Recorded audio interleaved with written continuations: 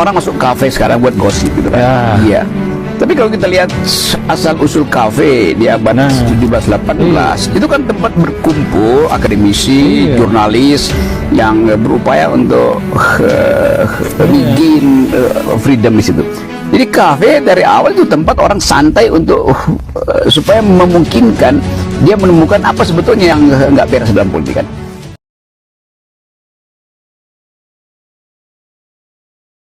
Ini buat tugas wawancara buat kuliah sih mas. Iya boleh. Nah, nama saya ini Farel mas. Ya. Dari Samarinda. Iya Zain. Zain. Iya. Oh. Kalau boleh tanya-tanya tentang masnya keseharian jadi barista, boleh kah? Boleh. Masnya sudah berapa lama kerja di sini mas? Sudah nggak tahu, pokoknya dari Februari awal tahun ini. Februari awal ya. Iya. Kalau kafenya sendiri kapan bukanya? Kalau kafenya juga dari tahun ini awal juga. Boleh nanya tentang latar belakang profesi barista ini nggak mas? Boleh. Boleh ya. Yang buat masnya tertarik jadi barista ini apa sih mas? Ketemu orang banyak, passion, itu aja sih. Itu aja ya. Iya. Kalau sebelumnya punya pendidikan atau pemahaman tentang kopi mas? Belum ada. Belum ada ya? Iya. Berarti basicnya memang dari awal di sini. Iya. Oh. Apa sih peran barista dalam kafe ini mas? Perannya membuat kopi, menerima pesanan Banyak berarti ya. banyak. Kalau tentang proses pembuatan kopinya saya boleh tanya-tanya juga ya? Boleh juga. Kopi. Tapi nggak terlalu detail mas ya. Oh iya. Iya. Kopi apa sih mas yang paling sering dipesan di sini? Yang best seller ada salted. Salted, butterscotch. butterscotch. Iya. Kalau biji kopinya sendiri atau bubuknya ini mas dari diimpor atau gimana mas? Enggak sih, Enggak ya? Enggak. Berarti produk lokal. lokal.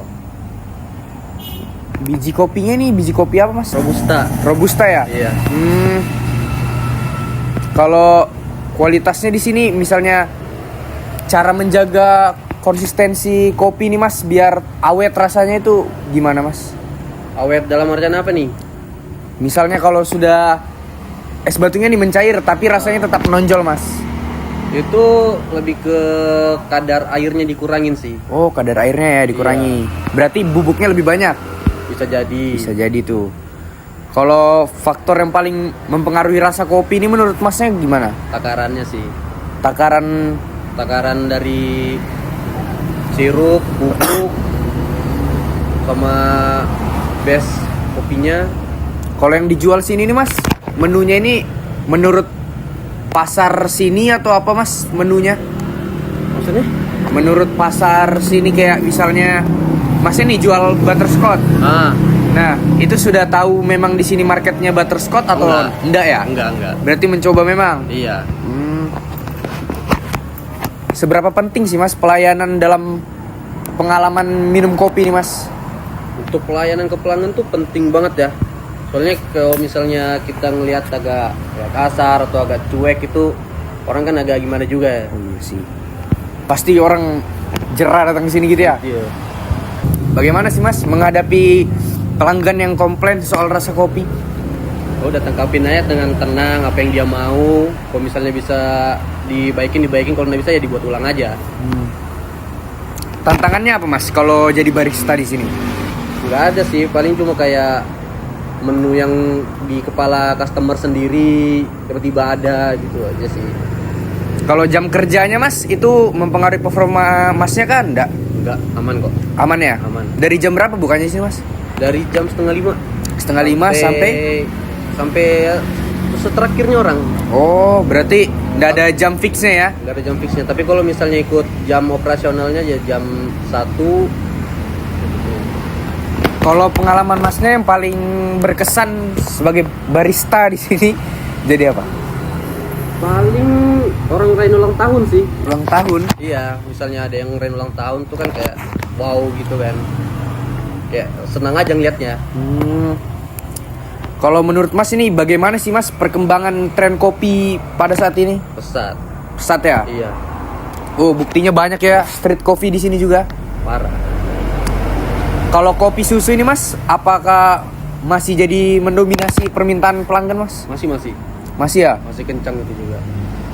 Menurut masnya nih, Kalau masa depan industri kopi di Indonesia ini gimana mas? Atau di daerah sini aja lah, di Penajam. Ke apa itu tadi? Ke perkembangan industri kopi. Kembangannya ya lumayan bagus sih. Orangnya mulai paham cita rasanya mulai paham, sama apa ya, udah nggak ini sih gini lagi orangnya. Gitu lah, paham kan? Ya, masih ngeraba-raba lah. Raba-raba. Kalau tipsnya mas, misalnya saya nih yang pemula di bidang barista nih, pingin jadi barista kayak masnya, itu apa sih mas tipsnya? Tips buat gimana ya, buat kopinya atau melayani pelanggannya? Buat kopi sama melayani pelanggan mas. Kalau untuk buat kopinya paling ya awal-awal itu belajar yang 1-2 menu tiap hari, nambah, ujung-ujungnya pasti ya lancar juga. Kalau misalnya buat pelanggan ya sebagaimana ramanya aja. Kalau misalnya dihafalin terus itu kan biasanya malah terlupa mas. Berarti itu gimana mas? Kalau misalnya bikin kopi nih, kalau misalnya pemula dihafalin terus, nanti ujung-ujungnya pasti lupa itu mas. Enggak juga. Soalnya ada yang namanya muscle memory kan, pasti hafal itu di mana. Berarti yang penting sering buat aja ya. Penting sering buat aja.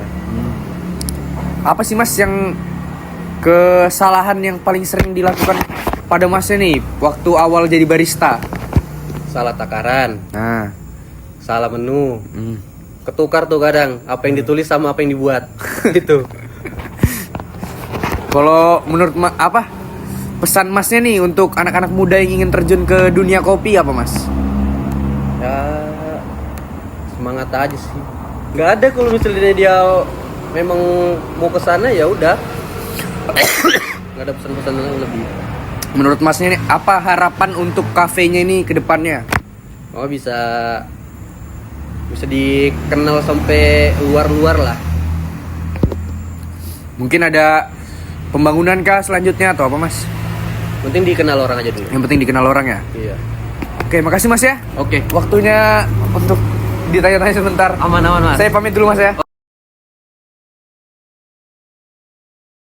Oke, selamat malam teman-teman. Perkenalkan, nama saya Muhammad Zaki Herlanda dari Fakultas Ilmu Sosial dan Ilmu Politik, Program Studi Hubungan Internasional 24 kelas B. Saya dengan kakak siapa di sini? Dia, saya dipanggil Kila. Oke, dengan kakak Kila ya. Kila. Nah, sekarang profesi kakak kan sebagai barista ya? Ya. Di kafe, apa bisa dikenal? Di Melda House, Jalan Pramuka 8. Melda House, Jalan Pramuka 8, teman-teman jangan lupa datang ya. Misi kak, bentar, aku pengen nanya dikit nih tentang kakak.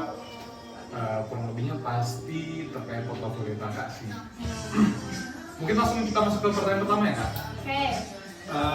Yang pertama nih kak, apa arti menjadi barista bagi kakak selain sekadar membuat kopi?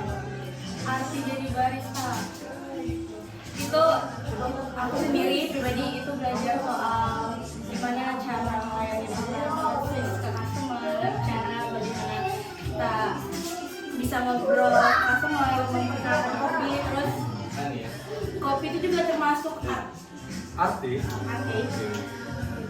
Jadi tidak.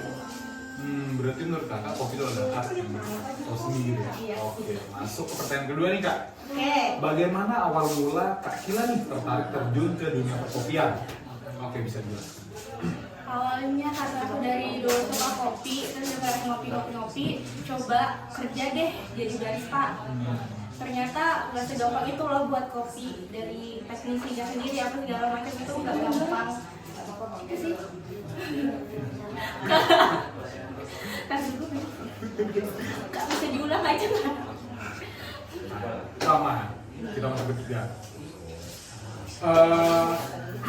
Oke guys, lanjut ke pertanyaan ketiga.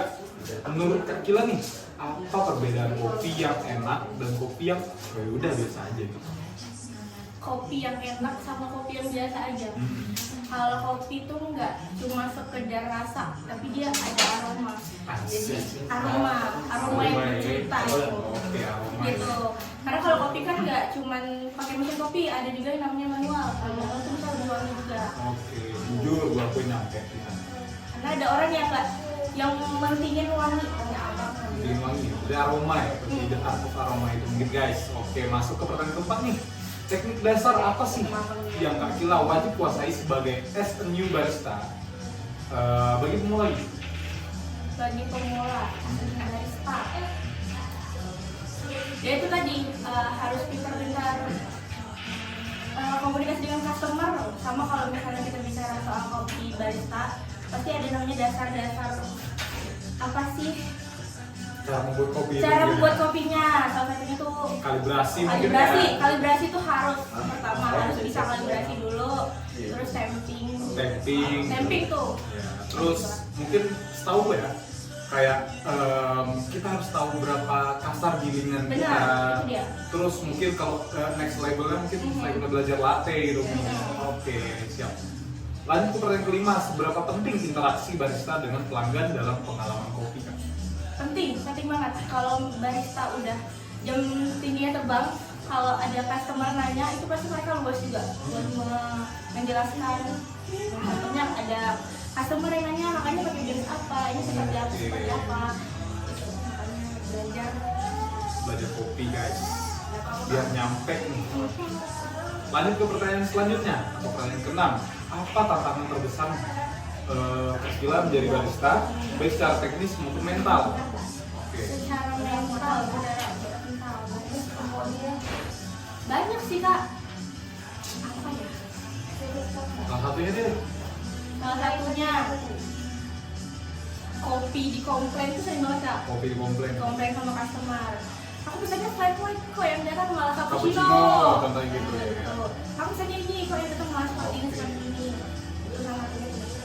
Berarti as a barista, jam terbang sangat mempengaruhi berarti. Oke. Terus langsung kita lanjut ke pertanyaan ketujuh. Kopi favorit apa nih? Bagi Kak Kila yang paling sering deh kamu minum atau kamu rekomendasikan ke orang-orang yang terlibat? Kalau aku pribadi, kalau ke coffee shop suka nyobain latte, kalau nggak latte americano-nya. Karena itu emang kelihatan kan, oh ini emang kopinya enak. Karena gitu tuh rasanya kayak espresso-nya keluar daripada ada banyak keluar. Kalau di Melda House sendiri, aku sering rekomendasi ke orang butterscotch. Oke, butterscotch, jangan lupa pesen ya. Berarti singkatnya gini, kalau kita nentuin kopi shop itu enak, pesenlah dari menu paling basicnya gitu, Yang paling signature basic. ya paling gitu ya. Jangan yang flavor. Nah, Mantap. Lanjut ke pertanyaan selanjutnya, bagaimana tren kopi saat ini mempengaruhi cara kerja kakak sebagai barista? tren kopi saat ini, Contohnya mungkin kayak sekarang kan ada menu-menu baru nih, contoh kayak dirty latte misalnya dirty latte gitu. ya. Itu kan pasti ada penyesuaian baru lagi kan pada barista-barista yang notabene udah lama maupun yang baru gitu. Menurut kalian gimana guys? Ya itu Apakah riset lagi, apakah mencoba hal-hal yang baru lagi gitu? ya, karena kalau misalnya nggak ada tren-tren baru sendiri, barista tuh bakal nge-stuck juga kak. Stuck di situ aja ya? Belajar juga. Lanjut ke pertanyaan ke-9, apa kesalahan paling umum yang sering dilakukan barista pemula? Contoh mungkin, kalipnya kurang kali ini nih. Menurut Kak Kila apa? Barista pemula. Kebetulan aku juga pemula sih kak. Pemula ya. Cuman jam terbang dia ini udah tinggi guys. Jujur diakuin. Apa ya? Paling mungkin emang kalau lingkungan barista itu agak banyak kak, banyak orang-orang yang baru masuk ke dunia barista tuh susah beradaptasi. Maksudnya mereka berpikir kalau masuk ke dunia barista tuh susah beradaptasi. Padahal menurut aku pribadi, pengalamanku tuh ternyata enak beradaptasi Di pekerjaan tentang perkopian ini ya. Adaptasi berarti dalam hal lingkungannya gitu. dalam lingkungannya. Sama apa ya? Mungkin ini kayaknya nyambung ke pertanyaan kelima ya. Seberapa sering interaksi barista ke customer mungkin gitu. Itu mungkin mempengaruhi cara komunikasi kita kepada rekan kerja mungkin. Ya benar. Lanjut ke pertanyaan terakhir deh berarti nih. Pesan atau motivasi untuk anak muda yang ingin belajar menjadi barista profesional. Menurut kalian gimana? Rajin-rajin riset sih. Rajin riset. Rajin-rajin riset. Kalau aku punya note sendiri dulu. aku catat semuanya. Belajar dulu, misalnya kalau kalian mau belajar latte fokus ke latte dulu. Misalnya kalau kalian mau belajar ke manual fokus manual dulu. ya. Jangan di waktu yang sama mau belajar latte, belajar manual, itu nanti jadi nggak efisien. Nggak efisien. Nggak efisien. Oke. Aku diajarnya dulu kayak gitu. Mantap deh, berarti gila, nyampe banget nih Kak Kilan. Oke, cukup sekian mungkin ya dari wawancara aku sama Kak Kila as a barista in Melda House Coffee. Jangan lupa datang ke Melda House. See you. See you. Nah, dari video pertama dan kedua menunjukkan bahwa barista sebagai aktor sosial dalam ruang publik kafe. Mulai dari kopi yang beragam, perbandingan antara kopi paling laris, paling diminati, dan paling jarang dibeli. Dan tak kalah penting adalah bagaimana pengalaman barista menjadi sumber informasi yang valid untuk memahami perilaku sosial masyarakat. Dari wawancara ini dapat disimpulkan bahwa kafe tidak hanya berfungsi sebagai tempat konsumsi, tetapi juga sebagai ruang sosial yang kaya akan interaksi. Barista sebagai aktor sosial memiliki peran penting dan menjadi sumber data kualitatif yang relevan dalam penelitian sosial. Melalui metode kualitatif, penelitian sosial mampu memahami realitas masyarakat secara lebih mendalam. Jika di video sebelumnya kita melihat kedai kopi sebagai ruang pertemuan sosial, maka di sini kita akan masuk lebih jauh ke makna nongkrong sebagai budaya. Bukan hanya tentang siapa yang datang dan apa yang diminum, tetapi tentang obrolan yang tumbuh, gagasan yang lahir, dan bagaimana ruang nongkrong perlahan menjadi arena diskusi, bahkan politik, dalam kehidupan sehari-hari. Lewat perspektif barista yang tadi kita dengar, kita melihat bahwa kopi seringkali hanya menjadi pintu masuk dari percakapan yang lebih besar.